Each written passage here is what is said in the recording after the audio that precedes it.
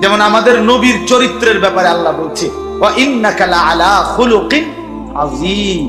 বন্ধু, আপনার জিন্দেগি, আপনার আখলাক, আপনার চরিত্র এটা আযীম, কুল কিনারা। আপনার সব শ্রেষ্ঠ, সব শ্রেষ্ঠ। আপনি বন্ধু হাসলেও সুন্দর, কাঁদলেও সুন্দর। আপনি বন্ধু হাঁটলেও সুন্দর, বসলেও সুন্দর। আপনি কথা বললেও সুন্দর, আপনি চুপ থাকলেও সুন্দর। আপনার নাকও সুন্দর, চোখও সুন্দর, দাঁতও সুন্দর, হাতও সুন্দর।